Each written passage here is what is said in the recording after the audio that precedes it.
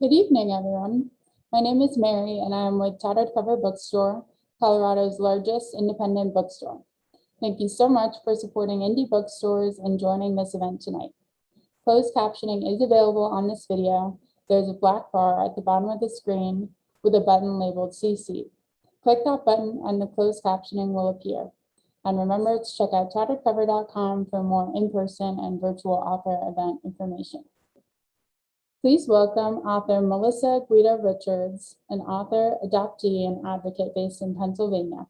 She will be joined by Tina Mowrey, an educator and children's book author, and they will be discussing Melissa's book, What White Parents Should Know About Transracial Adoption, an adoptee's perspective on its history, nuances, and practices. We think you all are in for a real treat tonight, so without further ado, please join me in welcoming Melissa and Tina.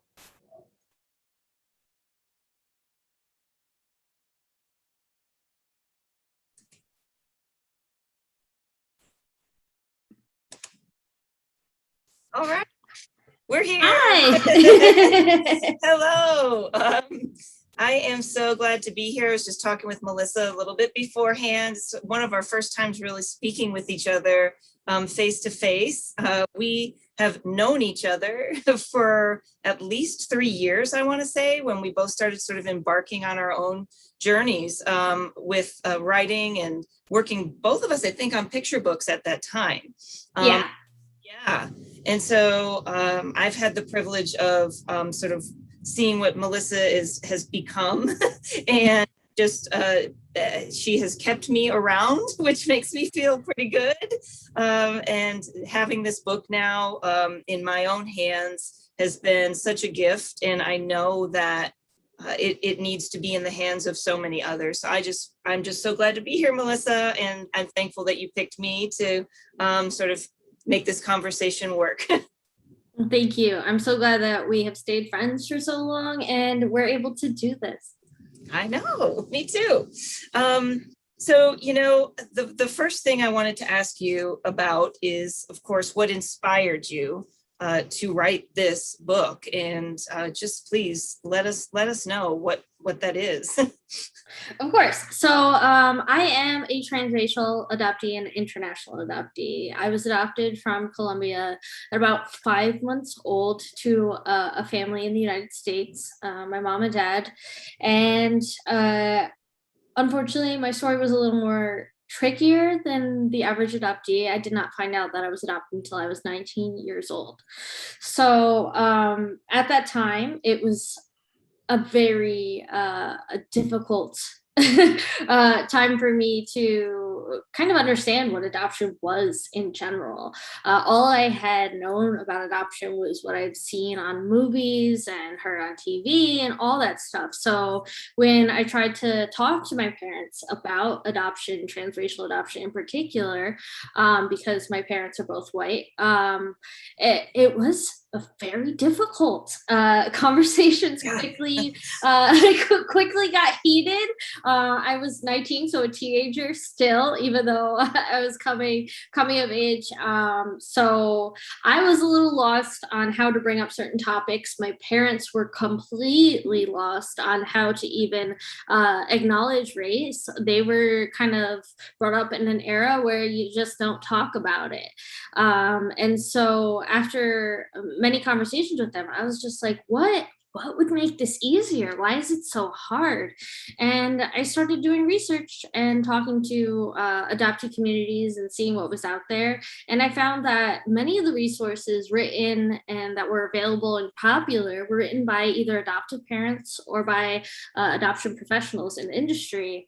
And there was a space that wasn't filled. And so I was like, you know what? I'm gonna do it.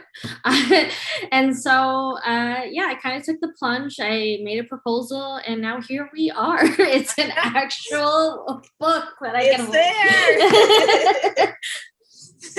Yeah, you know, and as you're talking, I'm just thinking about you know, the fact that you chose to write a book that includes your story in it, and also has it's just chock full of information about the adoption industry, right? And about and so much practical information for those of us who are adoptive parents, white adoptive parents.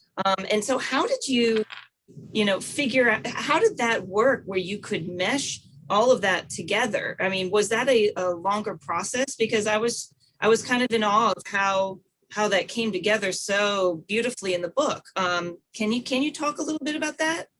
Yeah.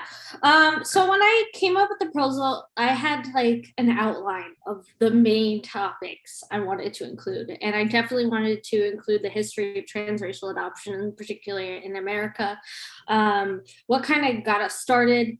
And as I started doing my research, because I did so much research for this book, I felt that a lot of it is pretty heavy. And I wanted to include my personal story to kind of keep people's interest, but also to show more humanity for what transracial adoption actually is and how it affects adoptees at a very core level. And so as I went through it, I just I tackled one chapter at a time, and I had so many notes. I ended up with like piles of my notes. I'm a big hand writer, so there were scribbles in my outline as I was writing it, and I would just kind of see how it flowed. And I talked to my editor at the time, Shayna at North Atlantic Books, and she was fantastic. She helped me figure out a layout that seemed to flow well. And originally some of the chapters were more individual, but she was like, you know what? I think, for example, it's like adoption influencers. She suggested I combine things, and we kind of played around with it to see what would work. It was a comprehensive challenge. I believe. I think it came out pretty well. It did, and that's what I think. I've read it twice, and I've also read multiple sections many times. And every time I read, I get something more from it. But I was really, I was in awe of the way that you all put that book together and all of the pieces that you're able to fit in there seamlessly. So thank you for sharing that part of it. Of course. So what would you say, being, an adoptee versus me as an adoptive parent what are some of the challenges that you maybe faced or feel that there are for those who are trying to write these books as adoptees versus adoptive parents? Well, when I feel, and from my experience, I've talked to a lot of adoptive parents because I have a podcast, Adoptee Thoughts, and I've been writing essays for the past about 30 years. So I've met a lot of adoptive parents in this journey. I've talked to my mother, and from what I've experienced and learned is that adoptive parents have this sort of openness when adoption is brought up. So people hear, oh, you adopted a child, or you're going to adopt a child. Like, how did you come to that decision? Or what made you do it? How much did it cost? And there's like a bombardment of questions people want to know. And just in general, if an adoptive parent adopts, say, a sibling group, or goes to international adoption during COVID, it's automatically a news headline. People want to know because these stories, they make you feel good. They're feel good stories about a baby or an older child getting their forever home. And I feel like society in general is very receptive to that. And parents nowadays, we're allowed to, I'm a parent myself to 2 boys. We are allowed to kind of talk about our experience and why we chose to be a parent, and people tend to listen. But when adoptees in particular, I've noticed from sharing my story, we can often get a lot of negativity. When I first started delving into my own story and sharing my experience, I made it a point where I didn't want to come across like I was just hating on my parents and the mistakes that they did. I just wanted to educate people about certain challenges and what we need to do to move forward. But people took uh, say, for example, my HuffPo piece talking about being a late Yes. discovery adoptee. Oh man, the comments that came after that, I got so many angry emails from people just telling me I should be grateful. How could I do this? And the assumption is if you talk about adoption as an adoptee in a way that isn't 100% positive, oh my gosh, automatically you're an angry adoptee, you're biased, your opinion, like, why should we listen to you? Mm-hmm. So that kind of influenced how I was coming to this book. And I wanted people to see that, yeah, there were some challenges. Yeah, I was angry at some moments, but being an adoptee, it's just like any other child. We love our parents, but not everybody's perfect, and parents aren't going to be perfect. We're going to make mistakes, but I wanted to bring to light that adoptive parents, they are just like any other parents, and we should begin these discussions and be more open and value everybody's voices in the adoption community. Right. And I mean, those are some big challenges that you're facing, and I'm sure you're not done facing them, probably. I mean, maybe, I don't know, I think I follow you obviously on social media. I watch everything you're doing. I do love the way that you are engaging the community, both adoptive parents, and adoptees. And but I'm sure you're getting a lot of different types of feedback, and of course, anything that is inspirational and is meaning to affect change is going to cause a little ruffle here and there. But yeah. I'm grateful that you're doing it, and just know that there are many of us that understand the challenges you're facing, and we want to support you in everything that you're doing. So thank you for taking the time to do what you're doing. Thank you. And it's people like you. I've made a lot of friends and a lot of adoptive parent friends in this journey. And I understand that my writing and just even some of my reels on Instagram talking about adoption and some things that are happening in, the media, I like to take on topics and just, give my input. And sometimes, like, when they get a lot of views, I get people who aren't really in the adoption community and they're just new, and they're like, whoa, what do you mean? What do you mean adoption's not perfect? Like, stop talking about that stuff. And so sometimes I'll get some negative comments and stuff, but I've learned to take everything pretty much in stride and really utilize, block buttons if people are rude. Because and part of my community that I've built is I want to encourage discussion, and I want people to share their opinions, but we need to do that in a respectful way. Yeah. For sure. And I think you handle all of it well, I think. And I'm just so grateful that you are who you are because of the way you're explaining everything. I think if people do listen and continue to follow and not just try, pop in every now and then, they're going to see a thread, of what it is that you're really hoping to accomplish. And those of us who are adoptive parents, my 9-year-old, she can't voice to me everything that you can, you and other adoptee voices and such have, at this point. And I'm so grateful to learn from you. So thank you.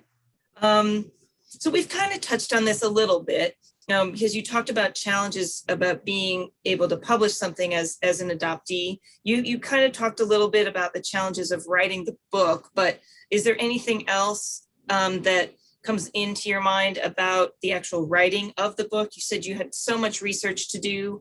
Were there times when you felt like, I don't know, I don't know if I can get, to where I need to be? Yeah, definitely. As I went through the book, especially since in a few of the parts, I chose to include part of my own personal journey. And there were instances where I struggled with what to share, how much to share.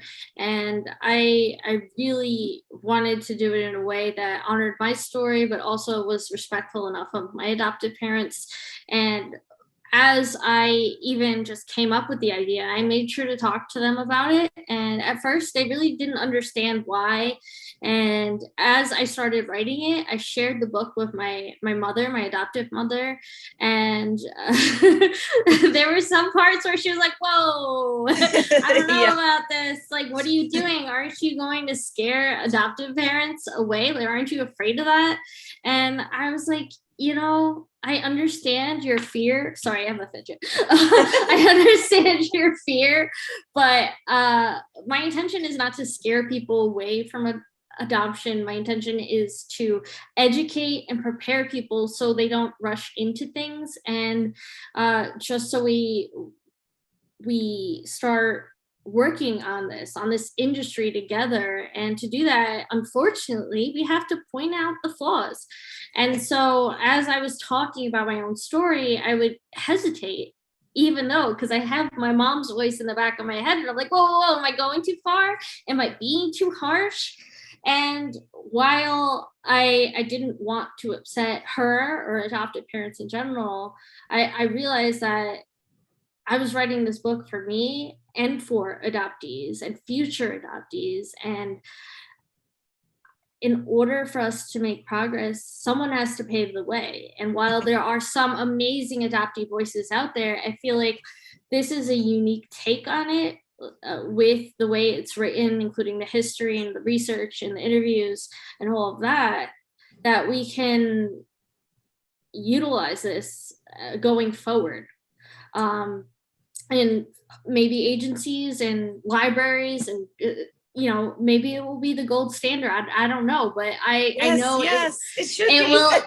My hope is that at least it will pave the way so more adoptees will be free to share their stories, share their takes, and instead of being the voice that is immediately dismissed, I feel like this is hopefully a step to get adoptee voices out there and us to be respected and valued.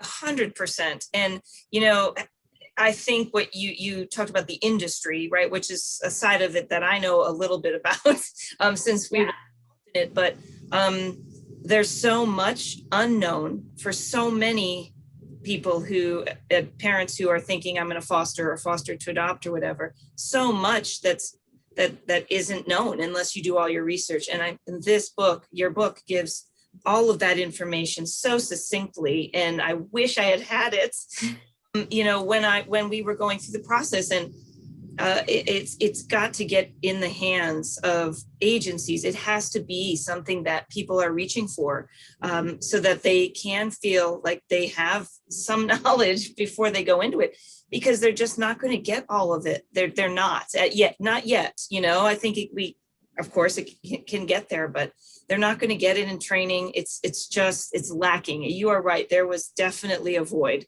and it's going to be filled. In this book, I'm taking it to agencies down here, so they need it. And so, it's so well done. What part of it are you most proud of? What do you feel really good? That is a very good question. I really am honestly just proud that I was able to pull it all together. One of my favorite chapters is, it's a really long title, so even I don't have it memorized. Sorry. It is influencers, social media etiquette, the church, and the fallacy of giving adopted children a better life. It was, I feel like, a pretty unique chapter where I addressed this new age where we have social media at the touch of a finger, and where adoptive parents, adoptees, birth parents, we can all share our stories so easily. And I feel like a lot of the literature on adoption was created in a time where social media wasn't as big as it is now. Yeah. And while it's a tool and people make fun of like influencers and stuff, it also can be a valuable thing to have in your arsenal to learn from people's perspectives. And I wanted to include that and make it part of our history, because there are big changes being made where adoptees are now taking steps where they're doing mentorships, they're doing group meetings where we can meet up and talk to adoptees across the world. We can have, I'm in Facebook groups with others adopted from Colombia, and just with a touch of a button, I can communicate with people. And it's just so magical to me that I had to include it in the book, and I'm glad that I did. And I just was able to touch upon the topics where I felt were really important, and some that I didn't even know a lot about until I researched. And to answer your question, I'm just really proud of the peer-reviewed research that I was able to read and learn from and share, because I feel like it's really valuable for even me to just understand the entity which made my family. And without the history, without the industry, I wouldn't be here. I wouldn't have experienced what I have today. And I am happy to be here. Yes. So glad you're here. That chapter was great, by the way. And it's kind of, I can segue into this next sort of question about it, which is, is the book just for adoptive parents? Clearly, that chapter, you could say alone is not necessarily for adoptive parents alone, for sure. But, what do you want to say as far as, the title, which makes it kind of seem a certain way, but if you read the book, you recognize, wait a minute, yeah, this be for more people than just those people. Well, I'll let you in on a secret that you already know, because I talked to you when I was just first thinking about this as an idea. I don't know if you remember those conversations. I don't know. Early in the day, I think I ran by you. I was just like, what do you think of an adoption book for adoptive parents, and just to talk about it? And originally the title wasn't this. It was the white savior mentality. Yes, I do remember that. And back then I was a little more, because this book, it took about 1.5 years, almost 2 years from thought to finished product.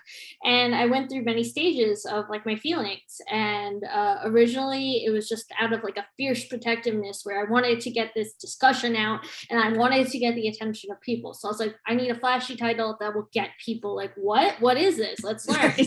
So I did that. And then as I put everything together, I realized that, wait, it might not come across in the way I want, because I don't want to scare people away. I don't want to make people so angry that they don't even read it and learn the valuable information that's inside. So I talked with people at my publisher, I talked to adoptees, I talked to a bunch of people in the community, and I was like, you know what, I need something that is comprehensive, that talks about what it is for, and hopefully to help white adoptive parents. But at the root of it, it's not just for adoptive parents. I believe fully that anyone in the adoption community, or even those who are just, interested in the history, can learn a lot from it. I have a whole chapter on reunion that I talked about my reunion with my birth siblings and my birth mother. And I especially wanted to include that so adoptees like me would be more prepared. I believe that that's also lacking in the curriculum of the adoption industry and agencies, because post-adoption supports are little to none, even in America. So I wanted to have a place where adoptive parents, adoptees, and even birth parents could understand, like, this is a process. It's not just what we see in the media. It was like these happy reunions that happen overnight and everything's perfect, because we never see what happens after that tearful hug and all that stuff. So I definitely wanted to address pretty much everyone in the adoption community a little bit. I feel like everyone can take a little bit in each of the chapters and apply it to what they need. I agree. Yeah, for sure. And I would say that, like, I'm serious about taking it to some of because I mean, I can even see it being used with, young social workers who are, involved in the project, like you're saying, all sorts of points within the industry. I just think it's so invaluable. I cannot emphasize that enough. I know I keep saying that, but I feel so strongly about it. And yeah, it's for everybody and anyone who's interested. I mean, the history alone that you included in there, it's so important. So yes, and I do remember you talking about that title. And I remember, I think I was like, oh yeah, I probably said, that sounds great. And then later you came along and said it was changed. And I was like, oh yeah, that probably was a good idea. Yeah. But you still use, the white savior term and stuff in the book, Yes. That was one thing that I was really felt strongly about when I first proposed this to my publisher. I told them that I didn't really want to shy away. If I was going to write this, I wanted to write it so I didn't have to tiptoe around others' feelings, because when it comes to adoption, tensions run high sometimes because it's very personal, and just parenting in general. If you could just ask someone, like, how did you feed your baby? Did you breastfeed? Did you bottle feed? And then there's all these people coming like, oh, you should do this. Oh, you should do that. Whoa. Let's calm down.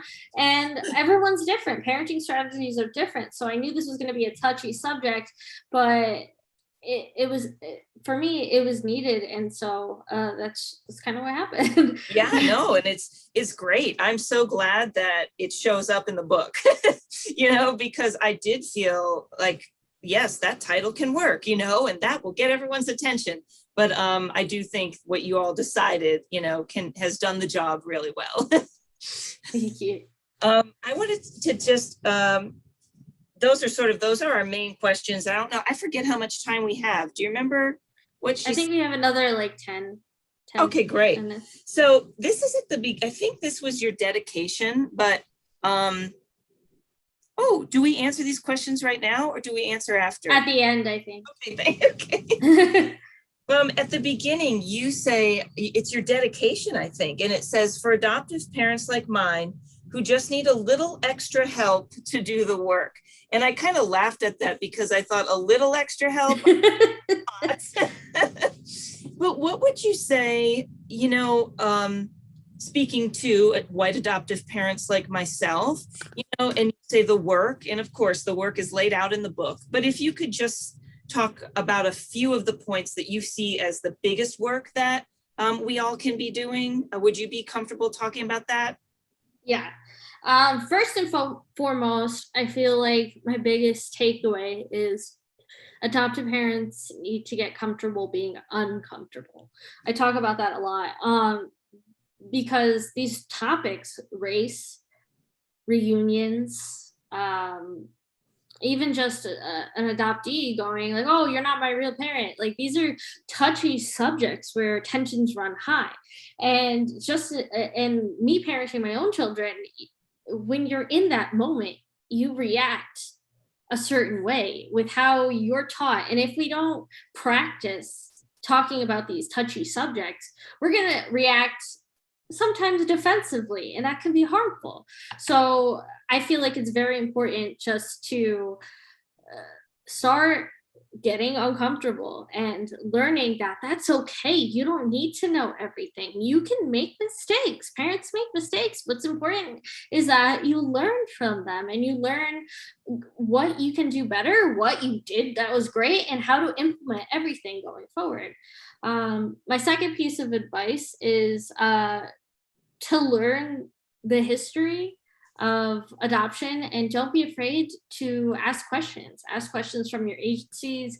If you are working one-on-one with a birth parent or expectant parent, ask them questions. Make sure everyone is comfortable, and don't just take agency's word for it, and don't just take their website for it, because you need to know what goes on behind the scenes. You need to know where that money is going, how the birth parent is being supported, what are post-adoption services, not just for you or your child, but for that birth parent. And it's this responsibility. When you're choosing to become a parent through adoption, it's not as simple as it is for someone to get pregnant and have a kid. You know, no one, when I had my baby in the hospital, no one was like, oh, well, do this quiz, take this course, and then you can leave. No one did that. But when you adopt, another thing I would say is just like, you need to realize that in all adoptions, there are aspects of trauma. And even if you adopt a baby, an infant, a newborn, there is going to be trauma. And if you learn about pregnancy and how babies can hear their mothers talking in the womb, and what the mother eats or the expected person eats and how that affects the baby, you will start to realize, like, wait, if the baby's used to this for 9 months, taking that baby away, there has to be some effects. And there is history on that, and there is research. And I believe that you need to learn about these different aspects. That would be my other point. Yeah. Well, right. So I like the be comfortable with being uncomfortable, because that's just what it's going to be. And it may be like that for a long time. Yeah. And you start to recognize that as your new sort of comfortable, right? And navigating it, at least that's what I'm learning. And the industry, which we've talked about, and that trauma piece is so important.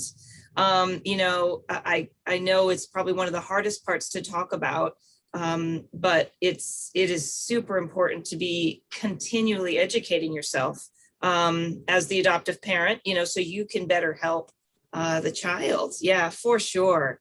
And you talk about that in the book. Mm-hmm. Yeah. Yeah. It's good.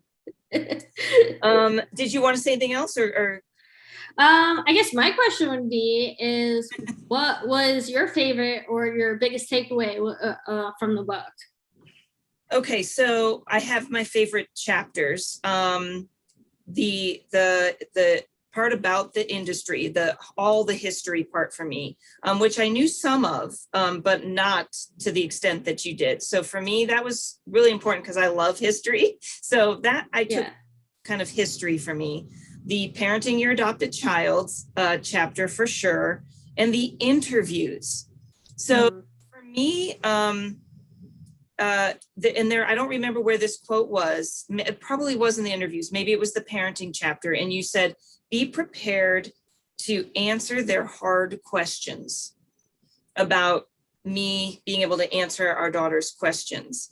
And I feel like that was in that parenting your adopted child section, which I've read so many times, but that really stood out to me because our child spoke very young. She was very young when she started, and she started asking questions very early on, before I had your book to help. And we sought out answers in other places, but you know, just like any parent, you're not going to be prepared for everything, but as an adoptive parent, I do feel like you can almost be prepared a little bit better if you do this work, right? If you understand, you know, the trauma, if you understand, you know, the biological family, if you are willing to be open, you know, to a connection with the biological family, if you have all these other things in your mind, your walls will come down, and you can answer those hard questions in a very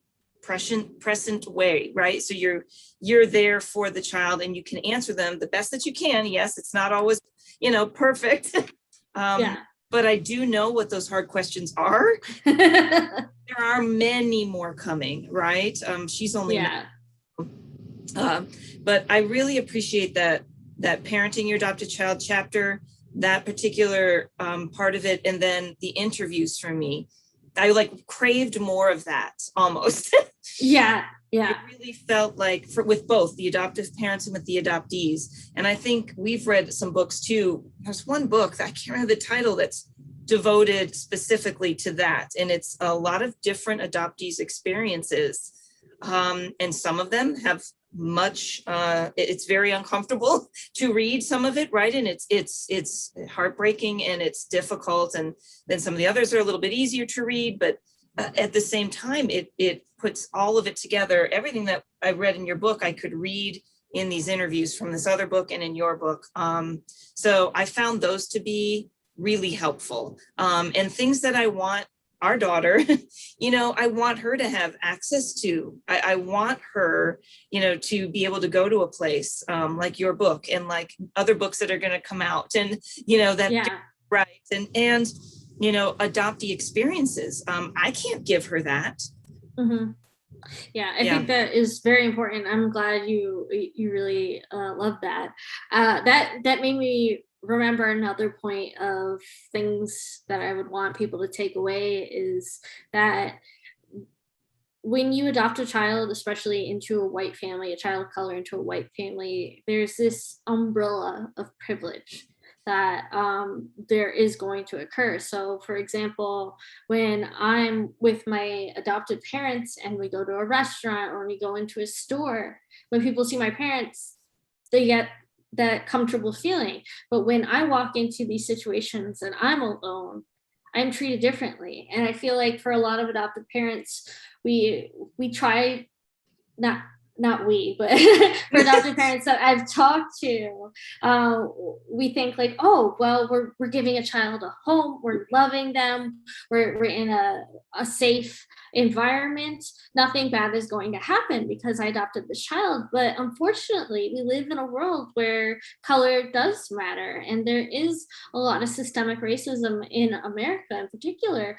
And unfortunately, when your child walks into the world and you are not around, they're walking into that area as a Latina woman, as a Black woman, as an Asian man, and people are going to treat you how you look. And that's an unfortunate reality where I feel like adoptive parents need to learn how to prepare for those conversations with their child when they come home and they're like, I experienced racism at school. And how you react is going to be instrumental in how they learn to prepare for that as they get older, and how they build their self-esteem around their racial identity. And that's another reason why racial mirrors are super important, so they can have mentors and they can have teachers who have experienced these things that they are going to experience and can better guide them in the right direction. Because as parents, we want to be everything for our children, but unfortunately, it takes the village, right? Exactly, and and that is for. It's not going to work if we ignore, what is so blatantly in front of us, for sure. And it's going to be tricky. It's going to be tough. But you're right. And some of the stories that are in your book and in other ones I've read, adoptee stories, a lot of it is exactly what you're saying. It's they were faced with some sort of racism, right, that they experienced, or this and that, and it was the fact that the adoptive parents didn't have the tools necessarily to help them and guide them in those situations that I think really made it even more difficult, right? Yes.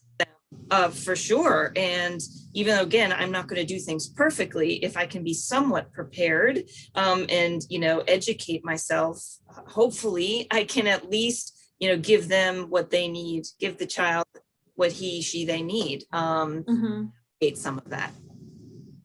Yep. Yeah. I think you said it perfectly. Well, you said it perfectly, but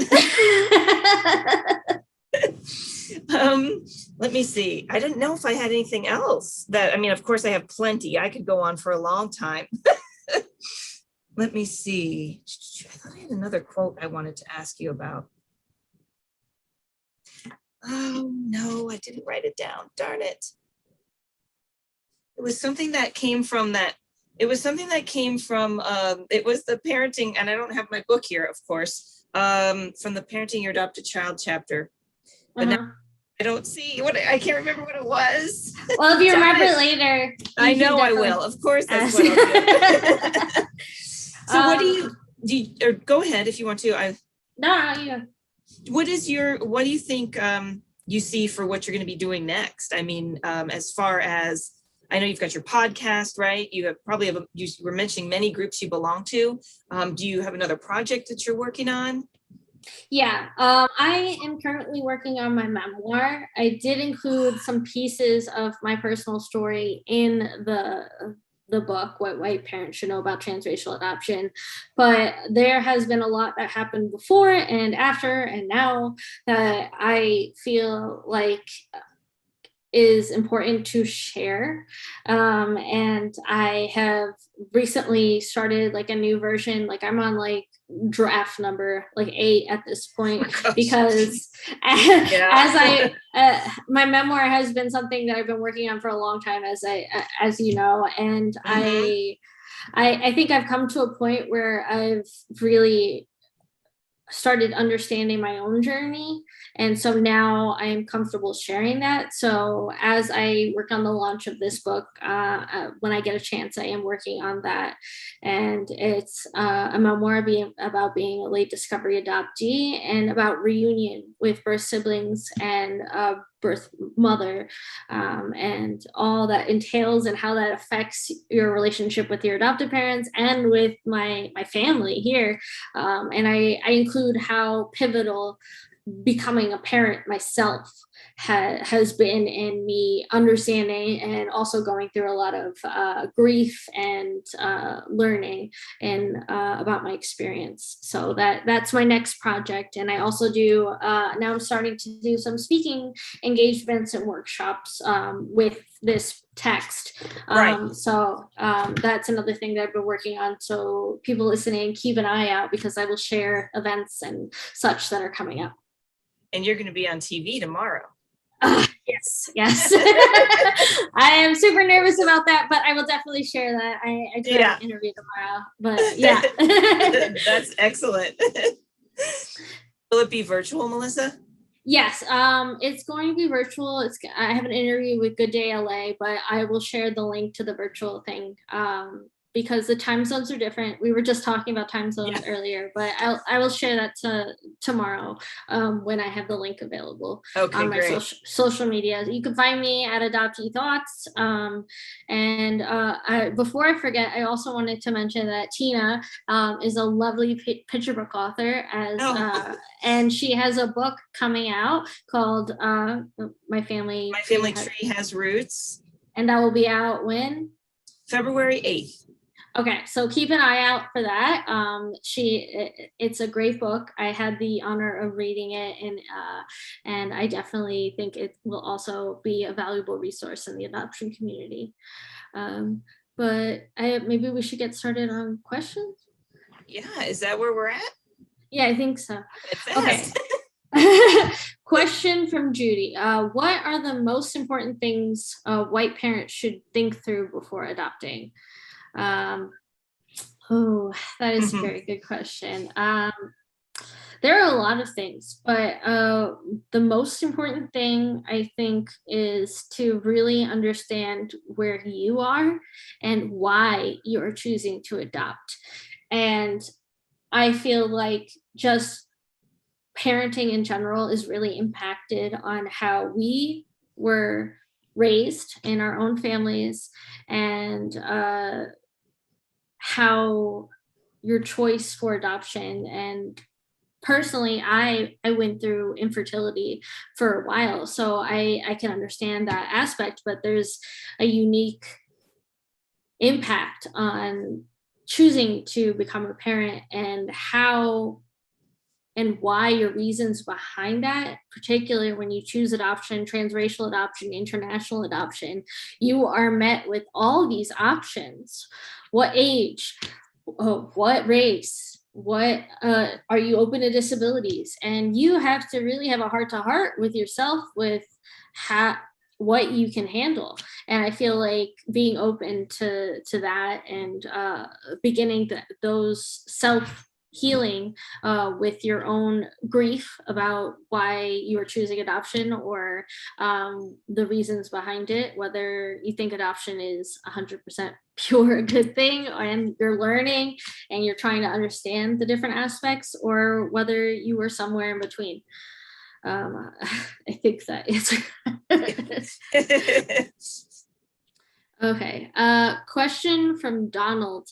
How has the adoption industry changed over the years? How can it grow?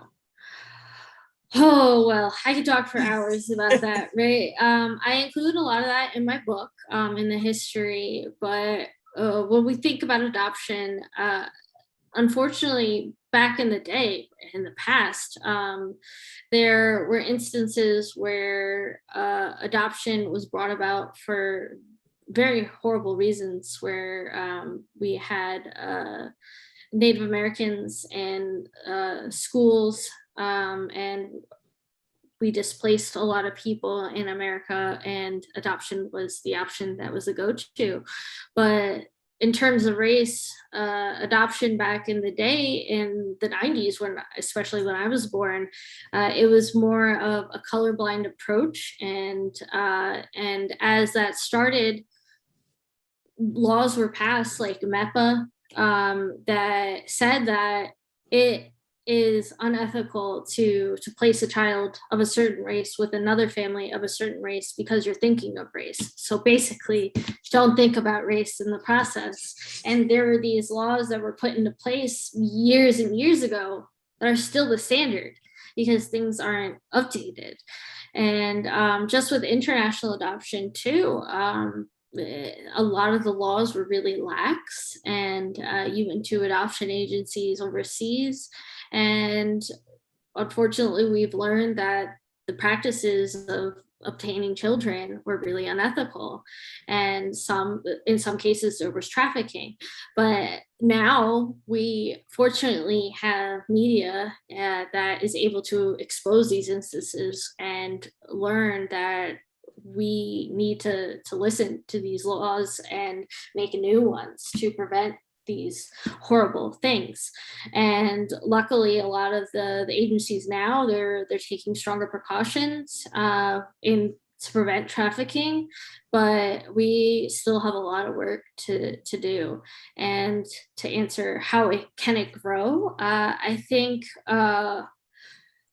we can help the adoption industry grow in a better way by putting our resources and our time and our energy into creating more laws and policies that protect expectant parents, protect adoptive parents and adoptees. So there are ethical ways to do that.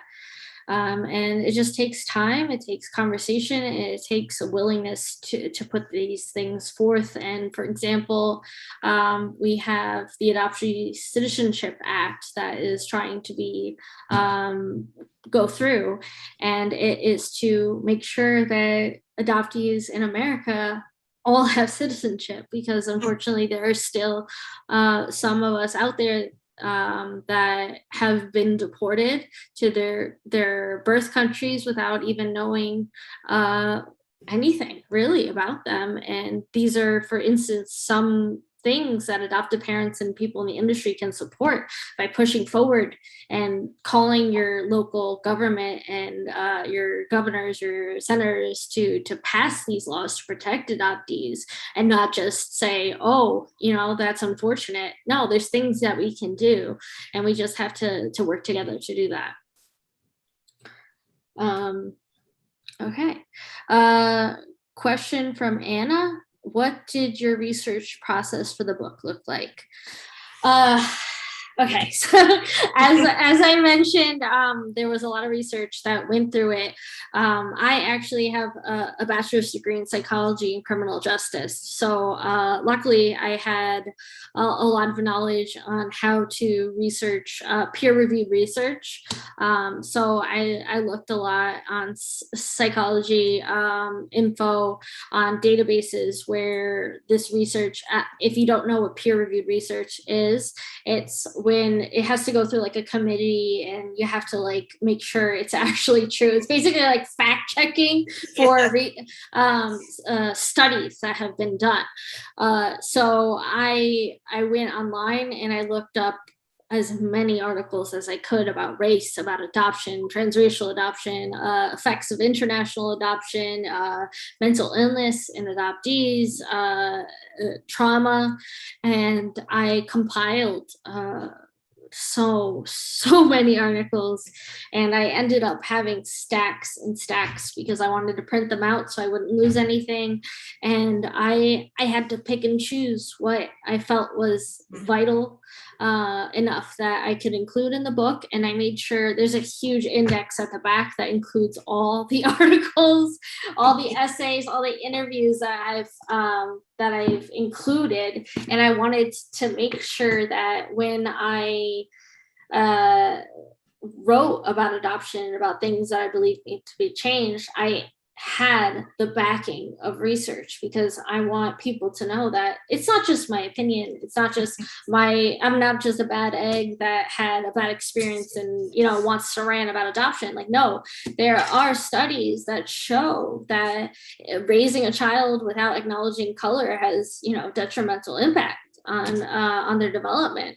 And there are studies on the racial identity models and what people go through and how you learn to love your identity and how to grow your self-esteem. And these are things that unfortunately aren't always or aren't even included in the industry and what we need to learn about.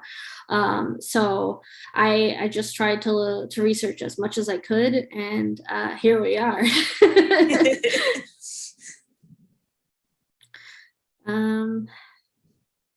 Does anyone have any more questions, or do you think anything, Tina, before we wrap it up? No, I'm just thinking about you saying you had that stack. I can imagine what you kind of had to leave behind, in a sense.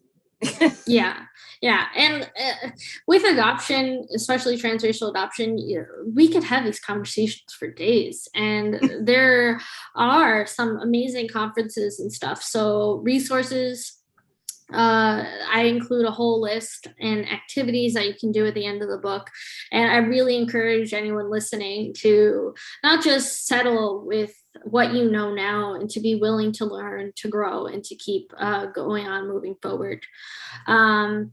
And to follow me, I will update you guys on my future things. My Instagram, I am very active on there. It's at adoptee_thoughts. I have a website, adopteethoughts.com. And my Twitter is at Guida-Richards. It's my last name. As anything, and then you can find Tina at. Oh yeah. I was just listening to you list all of your things. Yes.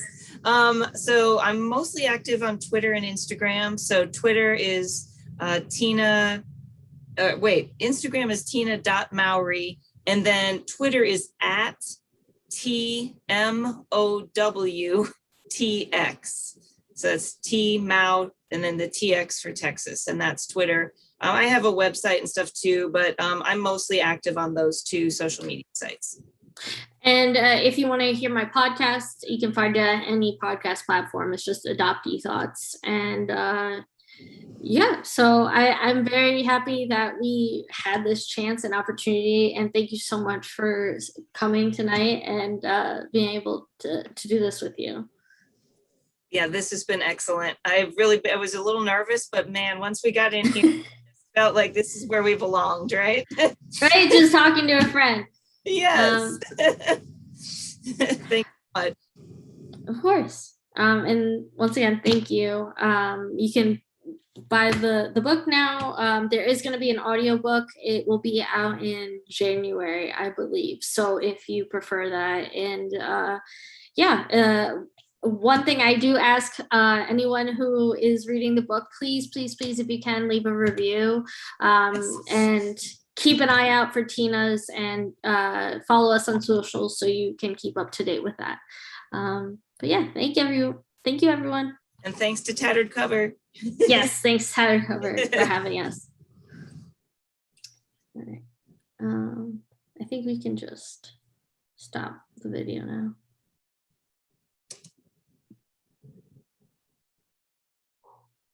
Oh, it's still live.